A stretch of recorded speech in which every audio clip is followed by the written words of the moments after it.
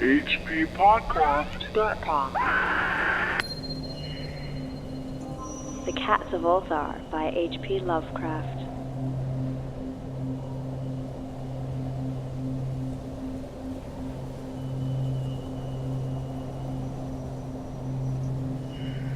It is said that in Ulthar, which lies beyond the river Sky, no man may kill a cat. And this I can verily believe as I gaze upon him who sitteth purring before the fire.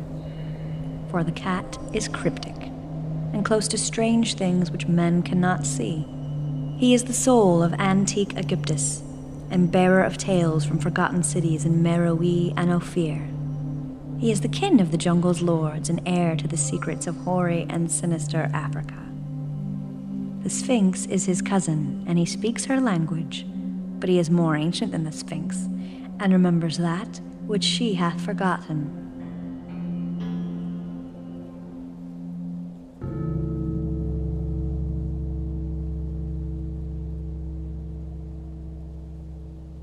In Ulthar, before ever the burgesses forbade the killing of cats, there dwelt an old cotter and his wife, who delighted to trap and slay the cats of their neighbors. Why they did this I know not, save that many hate the voice of the cat in the night, and take it ill that cats should run stealthily about yards and gardens at twilight. But whatever the reason, this old man and woman took pleasure in trapping and slaying every cat which came near to their hovel. And from some of the sounds heard after dark, many villagers fancied that the manner of slaying was exceedingly peculiar. But the villagers did not discuss such things with the old man and his wife, because of the habitual expression on the withered faces of the two, and because their cottage was so small and so darkly hidden under spreading oaks at the back of a neglected yard. In truth, much as the owners of cats hated these odd folk, they feared them more, and instead of berating them as brutal assassins, merely took care that no cherished pet or mouser should stray toward the remote hovel under the dark trees. When through some unavoidable oversight a cat was missed, and sounds heard after dark, the loser would lament impotently, or console himself by thanking fate that it was not one of his children who had thus vanished. For the people of Ulthar were simple, and knew not whence it is all cats first came.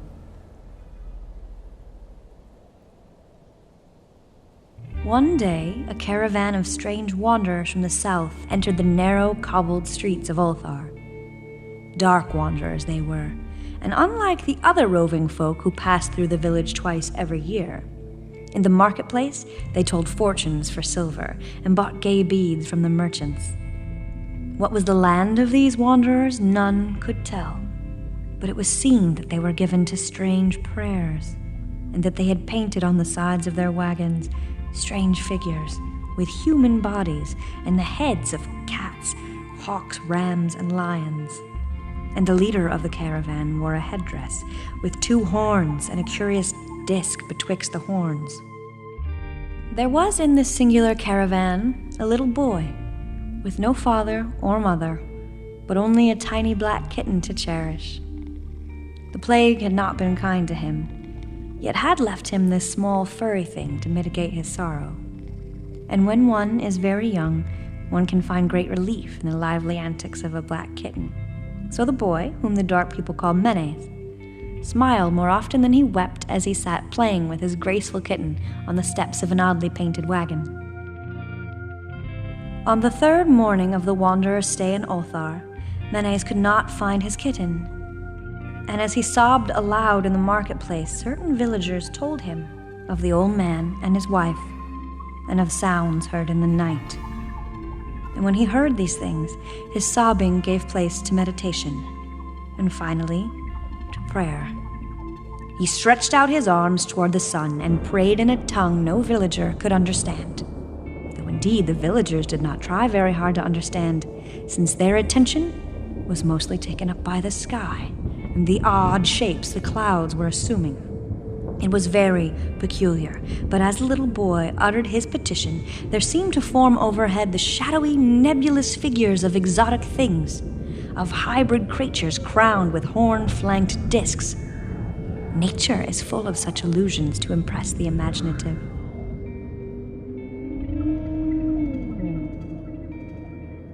That night, the wanderers left Ulthar and were never seen again. And the householders were troubled when they noticed that in all the village there was not a cat to be found. From each hearth, the familiar cat had vanished. Cats large and small, black, gray, striped, yellow, and white. Old Crannon, the burgomaster, swore that the dark folk had taken the cats away in revenge for the killing of Mene's kitten, and cursed the caravan and the little boy. But Nith, the lean notary, declared that the old cotter and his wife were more likely persons to suspect, for their hatred of cats was notorious and increasingly bold. Still, no one durst complain to the sinister couple, even when little Atal, the innkeeper's son, vowed that he had, at twilight, seen all the cats of Ulthar in that accursed yard under the trees, pacing very slowly and solemnly in a circle around the cottage, two abreast, as if in performance of some unheard-of rite of beasts. The villagers did not know how much to believe from so small a boy, and though they feared that the evil pair had charmed the cats to their death, they preferred not to chide the old cotter till they met him outside his dark and repellent yard. So Ulthar went to sleep in vain anger, and when the people awaked at dawn, behold, every cat was back at his accustomed hearth, large and small, black, gray, striped, yellow, and white. None was missing. Very sleek and fat did the cats appear, and sonorous with purring content. The citizens talked with one another of the affair and marveled not a little. Old Crannon again insisted that it was the dark folk who had taken them, since cats did not return alive from the cottage of the ancient man and his wife.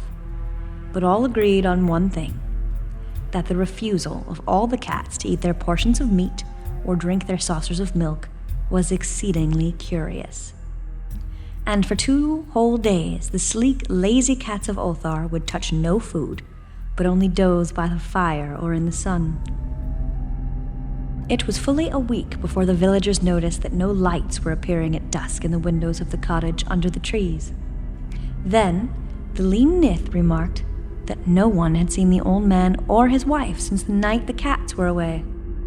In another week, the burgomaster decided to overcome his fears and call at the strangely silent dwelling as a matter of duty. Though in so doing, he was careful to take with him Shang the blacksmith and Thol the cutter of stone as witnesses. And when they had broken down the frail door, they found only this: 2 cleanly picked human skeletons on the earthen floor, and a number of singular beetles crawling in the shadowy corners.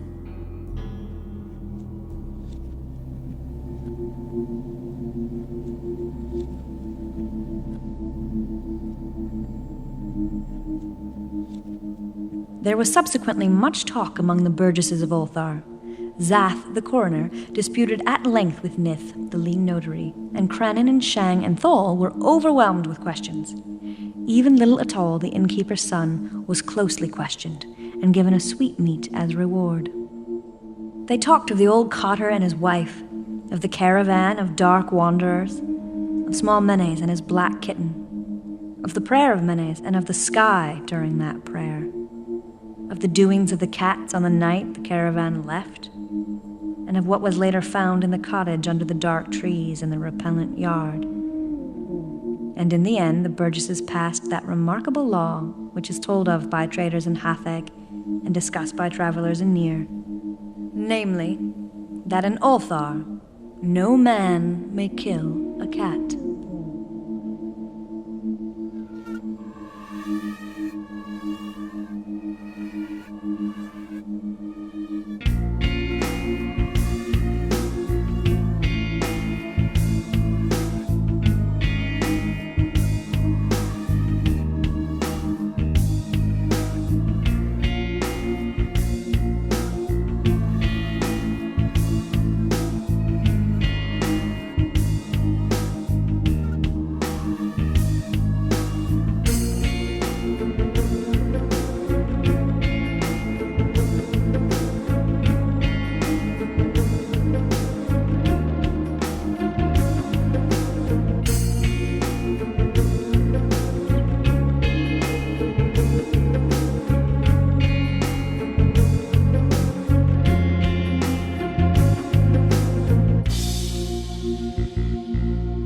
of Ulthar by H.P. Lovecraft was read by Heather Klinke. Recording services provided by Rocketworks in Santa Monica, California. Production and scoring by Chad Pfeiffer with music by L. Erickson. The Cats of Ulthar was brought to you by the listeners of the H.P. Lovecraft Literary Podcast at hppodcraft.com. Thank you for your support. hppodcraft.com